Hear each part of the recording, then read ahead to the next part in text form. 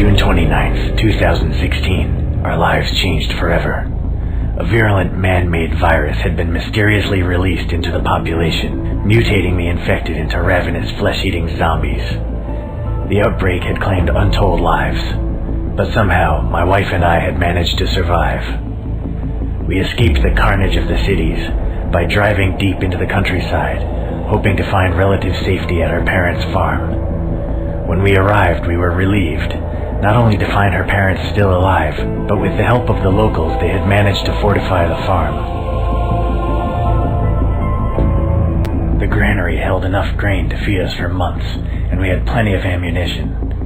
It seemed as though we could survive here almost indefinitely. All too soon, we realized things weren't that simple. With no one working at the local sewage treatment plant, filth had found its way into our drinking water. A disease we had all but forgotten about came back to haunt us: cholera. Without antibiotics to treat the infection, people grew weaker and weaker, and finally died. It was clear that if someone didn't go and find some medicine soon, we'd all be wiped out within a month. Those still healthy enough to hold a gun decided to draw straws. Mine was the shortest. Having been chosen for the mission into town, I wasted no time and started preparing immediately. I realized that even decisions that seemed unimportant at the time could make the difference between life and death later on. With that in mind, I headed to my father-in-law's wardrobe and started to think about what I should wear.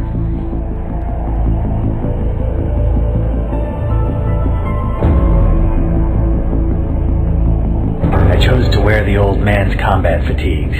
I hoped it would make me much harder to spot.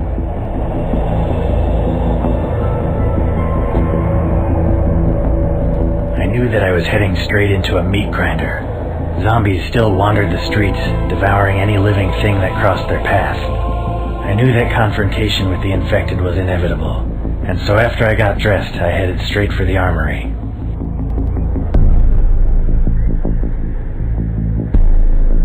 I took the pistol, since it was the easiest to carry and held plenty of rounds.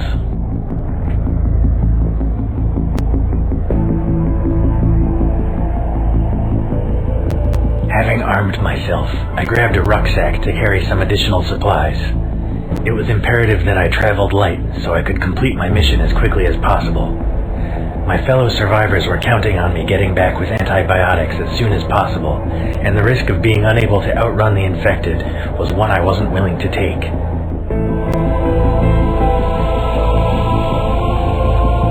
Both a useful tool and a deadly weapon, the crowbar seemed like the obvious choice. I was almost ready to leave the safety of the compound.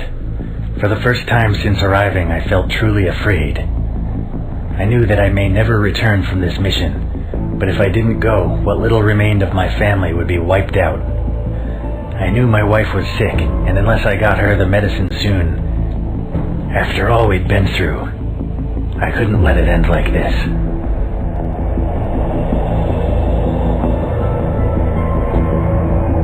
I went back inside the house, climbed the stairs to our bedroom, and slowly pushed open the door. My wife lay asleep in bed. She was pale and her body dripped with sweat. She had had a fever for some time, and I knew that without medicine she wouldn't last much longer. I leant over and kissed her gently on the forehead, whispered, "Goodbye, my love," and then silently left the room. As I walked back down the stairs, I swore to myself that I would find the antibiotics she needed or die trying.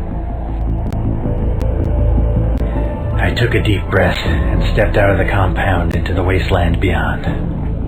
I heard the gate swinging closed, followed by the unmistakable sound of it being securely locked behind me. I started walking and didn't look back. As I began my journey, I realized that I had quite a way to go, and I considered finding alternative transportation.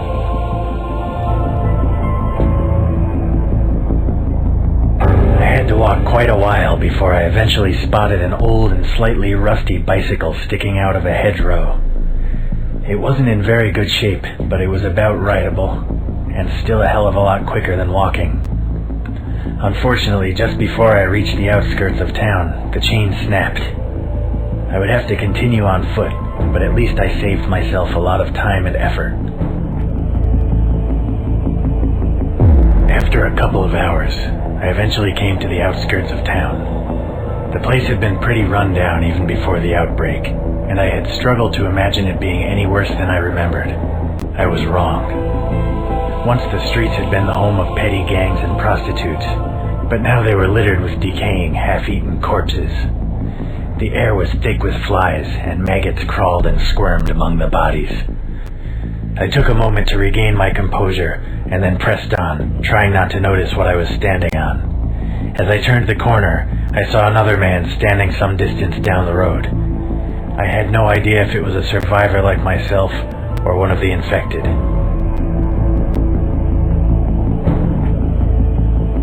I couldn't be sure if the man was still human or not, and I didn't want to waste ammo unnecessarily.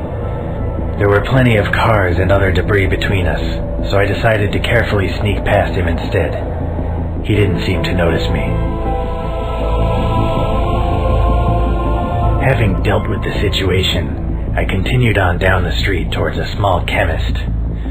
To my relief and surprise, the building didn't show any outward signs of having been looted. The door was closed and the glass window was still intact. I glanced around to make sure there were no infected nearby, and then tried the door. It was locked.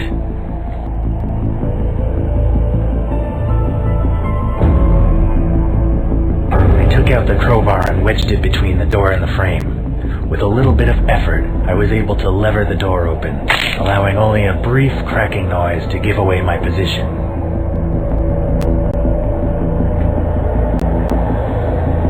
As I entered the building and looked around, I realized that the antibiotics I so desperately needed would be kept in the back of the shop, so I carefully made my way towards the counter. Just in front of it, I noticed a body wearing what appeared to be a white lab coat. It was probably the chemist. From the blood stain and bullet hole in his back, I surmised that he had been shot to death.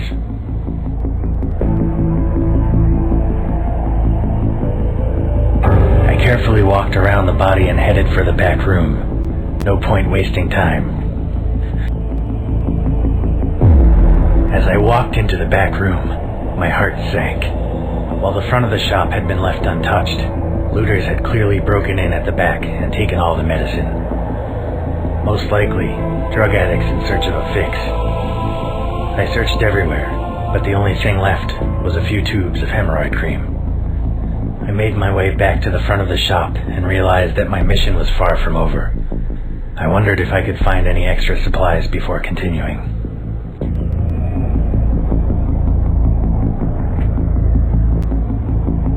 I realized that a place like this probably sold some basic first aid kits and equipment. It didn't take long to find what I was after. I put it in my backpack and then headed back outside. I pressed on towards the local mall. It was the only other place in town that I knew for sure had a pharmacy. There may have been other places, but I didn't know where they were, and didn't want to risk getting eaten alive while looking for something that might not exist. As the mall finally came into view, I felt a strange mix of relief and horror. I was now close to my goal, but it seemed that the last few hundred yards would pose an almost insurmountable problem. The plaza in front of the building was infested with zombies, idly wandering in circles and occasionally bumping into each other. As I wondered what to do next, the wind suddenly changed direction, carrying my scent toward the pack of infected. In near perfect unison, the infected sniffed the air and turned to stare directly at me. A split second later, they charged.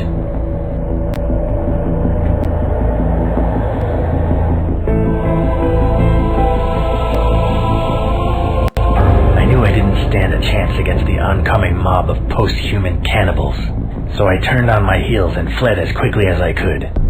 The infected were surprisingly fast on their feet, but luckily they struggled to avoid the mass of abandoned vehicles and debris that covered the road. I was able to lose most of them by running around the block, and those that still followed were quite a distance behind me. As I returned to the plaza, I realized that not many of the zombies had chased me as I had originally thought. Unable to reach the main entrance, and with the infected now approaching from all sides, I had no choice but to run down a small side alley. There was still a single doorway into the mall, and luckily it was still unlocked. I slammed the door shut behind me. It seemed reasonably strong and was small enough to prevent large numbers of infected from pushing against it all at once. Still, leaving it as it was definitely posed a risk.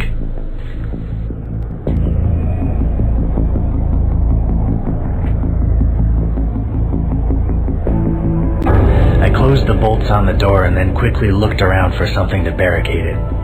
Luckily, there was some old tables and chairs nearby, which I was easily able to wedge in front of the entrance. No one would be getting in or out this way anytime soon. Now that I was reasonably sure that the infected wouldn't be getting into the building the same way I did, my attention turned to my new surroundings. I was in a long hallway with several storage rooms on either side. From the vague odor of damp and chemicals, I realized this was obviously some kind of basement used primarily by the cleaning staff. I could see a stairwell leading up to the main building at the end of the hall.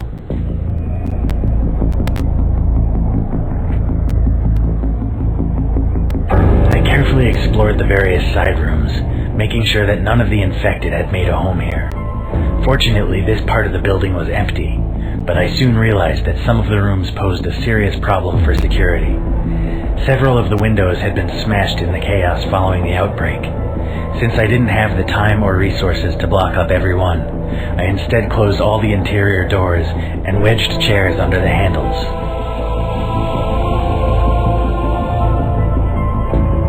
I climbed the flight of stairs to the ground floor and then headed through a small doorway into the main building.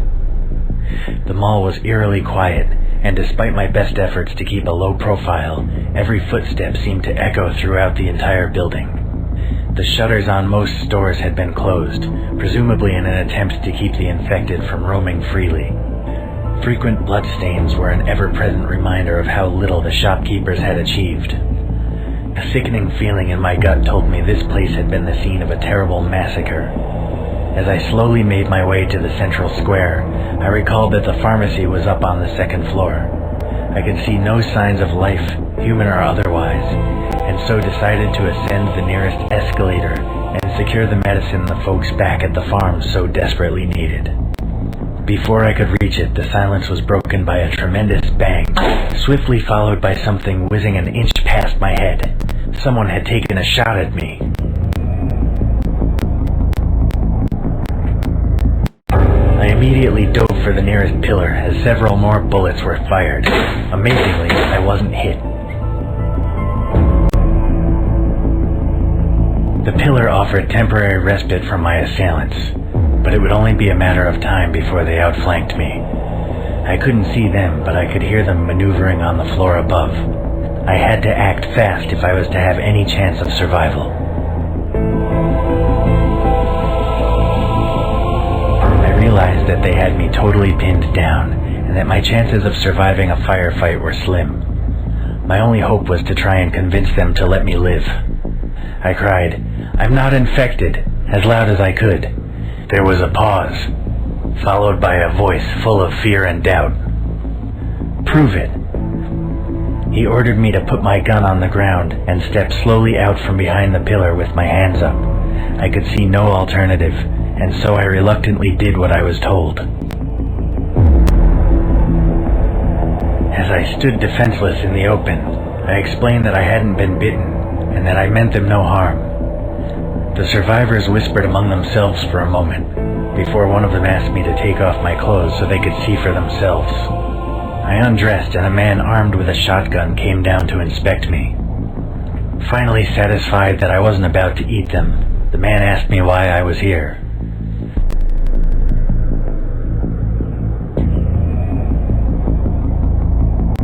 I decided it was best if I told the survivors the truth from the beginning. They'd probably find out sooner or later anyway. As I put my clothes back on and picked up my equipment, I explained all about the fortified farm, the disease that plagued my family, and my quest for antibiotics. They seemed impressed by my bravery and allowed me to join them on the second floor.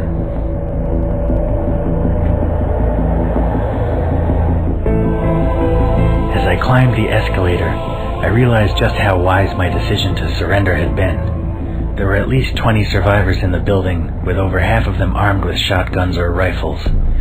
The rest had an assortment of vicious-looking melee weapons. As soon as I reached the top, I was directed toward their leader, a tall and muscular African-American who introduced himself as Ox. Ox told me that if I wanted his help and protection, or at least to be allowed to roam his mall freely, I had to earn it. Apparently there was no longer any power in the mall, and he wanted someone to head down to the basement and turn on the generator. The last man he sent never came back.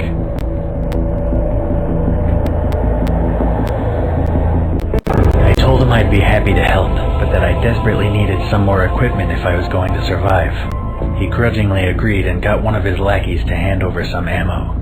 I was then informed that I'd be taking a mechanic named Smith along with me, partly to fix the generator if it needed it, and partly to make sure I didn't try anything stupid. Smith and I went back down the escalator and through the door I had originally come through to the stairwell. We headed back down, and then Smith pointed out another doorway hidden under the stairs that I hadn't noticed before.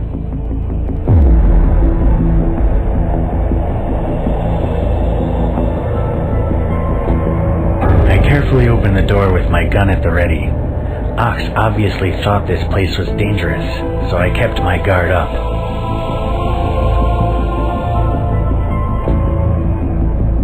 On the other side of the door it was pitch black.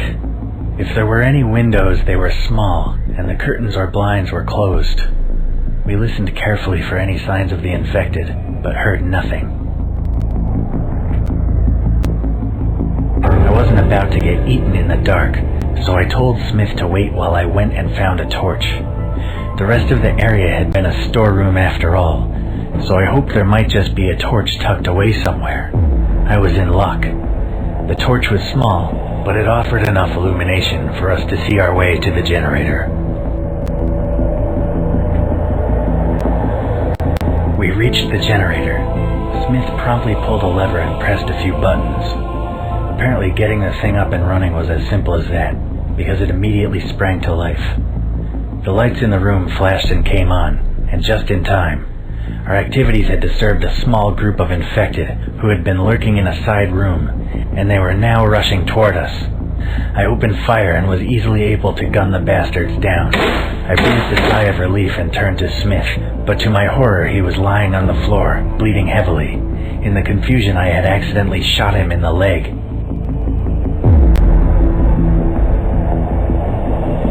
I knew Smith didn't have a lot of time, so I quickly removed the first aid kit from my backpack and got to work. I used a tourniquet to staunch the bleeding and then bandaged the wound.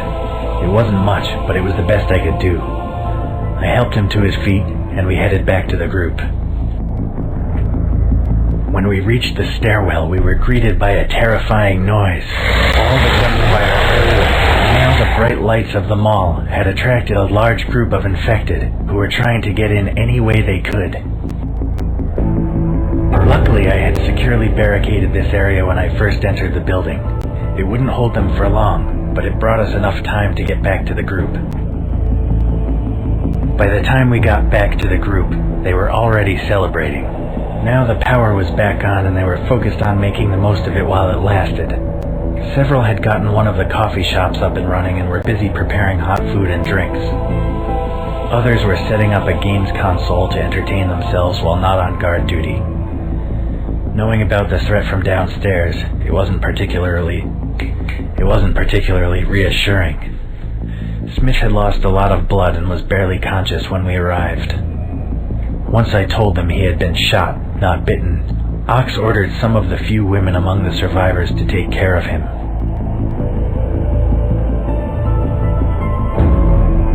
There was no time to relax. The infected would be inside very soon, and if we weren't prepared, we'd be overrun in minutes. Before I could even finish explaining the situation, Ox was barking orders at his men, getting them into the best position to deal with the threat.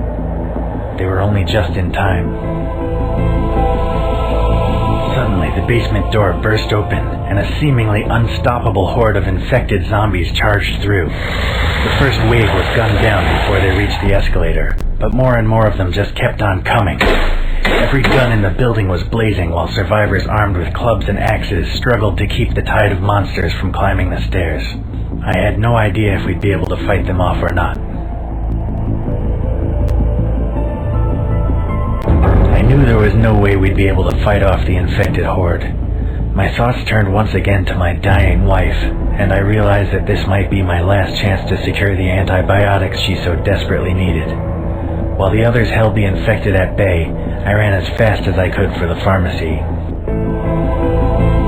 It took me less than a minute to reach the former drugstore. It had been totally untouched by looters, and all the various medicines were readily available. I could still hear the battle raging behind me, and I knew that I didn't have much time. Unfortunately, I wasn't alone. It seems that the infected had found another way into the building, and several of them were now shambling straight toward me. I sprang immediately into action, jumping up to grab the bottom of the heavy iron shutters and pulling them down before the infected could get inside. I was only just in time. Had I have taken just one more second to lock them in place, I would have been devoured for sure. Now that I had the luxury of time, I thoroughly searched the pharmacy for the antibiotics I needed. I filled my backpack with as much of the stuff as I could, and then made my way out of the shop through the back door. I found myself in some sort of staff-only area that would normally have been off-limits to the general public. There were corridors leading to various offices and storage areas behind the back of the shops, but I had no time for sightseeing. I followed the signs and headed straight for the stairs. As I turned a corner, I heard a scream and the sounds of a struggle. One of the female survivors had also tried to make an escape, but had been ambushed by one of the infected. She had dropped her pistol and was now struggling to keep the monster from biting her.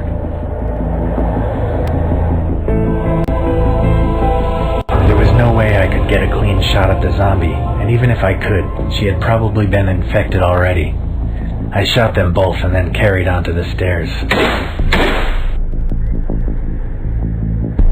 As I reached the stairwell, I became all too aware that the sound of gunfire, a constant companion for the last few minutes, had suddenly stopped. Had the survivors fought off the infected, or had they all been wiped out? I had no way of knowing either way.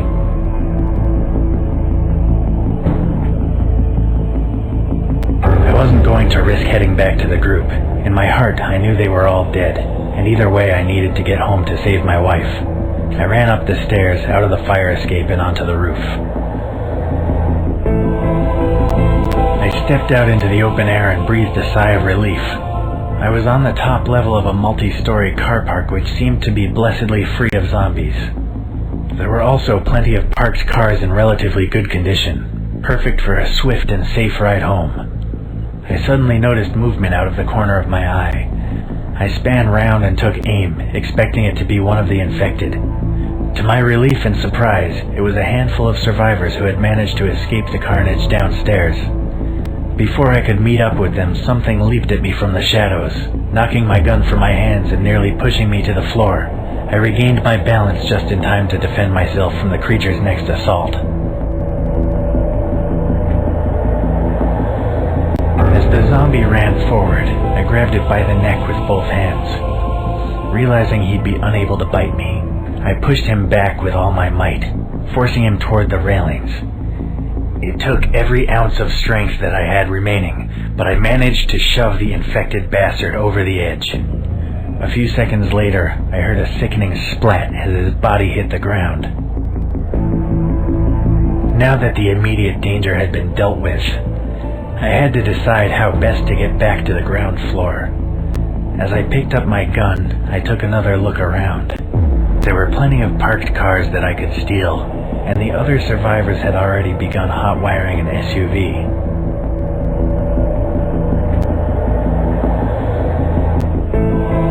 I decided that my best bet was to join up with the other survivors. They seemed pleased to see another living human, and were totally overjoyed when I told them I had somewhere safe to go. Since I was the only one who knew the way, they let me drive. As we made our way down through the car park, we realized just how fortunate we had been. The place was crawling with infected, and there was no way we could have escaped on foot. I sped out of the car park, breaking through the wooden barrier and skidding out onto the main road. I chose the most direct route I could think of, back toward the compound, and drove as fast as I could. I didn't get far, though. Not more than 2 blocks down the street, I came across the remains of a serious traffic accident. Several vehicles blockaded the road. I knew that getting out of the car unnecessarily could easily prove fatal. I slowed down to a safe speed and gently pushed the other cars out of the way. As I expected, the previous owners had not bothered to put the brakes on before abandoning their vehicles, so it was relatively easy to move them. It took a few minutes of careful maneuvering and seriously dented the front of my ride, but I was eventually able to clear a path. As I looked down the road ahead of me, I realized that making my escape might not be as easy as I first thought. A huge mob of infected assembled on the street ahead. I wasn't going to risk driving through a ravenous horde of the infected unnecessarily. I turned off down a small back road and took another route back to the compound. It was a little more time-consuming, but a lot less suicidal. I finally made it out of the town and back to the countryside. The sun was setting in the distance behind me. I had been through a lot that day and was glad that I would soon be reunited with my loving wife. Just when I thought I was out of danger, the engine began to make strange clunking noises. I prayed that it would last until I got home, but God didn't seem to be listening. I knew I had no hope of fixing the problem, and it was far too dangerous to waste time trying. The compound was only an hour's walk or so away, so I abandoned the vehicle and resolved to carry on foot. After a long and terrifying walk through the gloom of twilight, I finally arrived at my father-in-law's compound. I was mentally and physically exhausted, and wanted nothing more than to crawl into bed, cuddle up to my wife, and fall into a deep sleep. I was expecting a far warmer welcome than I received. Despite my heroic efforts on their behalf, the guards wisely insisted that my companions and I prove we hadn't been bitten before being allowed in. Once more I had to strip down to my skin to show that I would remain among the living. With the formalities over and done with, we were finally allowed inside. As soon as the gates were safely closed behind me, my father-in-law ran out from the farmhouse and uncharacteristically gave me a hug. Then he asked me about the medicine. I smiled and showed him the contents of my backpack. I had secured enough antibiotics to treat everyone who lived in the compound, myself included. We wasted no time in delivering them to everyone who needed it. Over the course of the next few days, the compound began to recover. With the exception of the 2 worst cases, everyone survived the illness and were soon back on their feet. Most importantly of all, I had saved my beautiful wife yet again.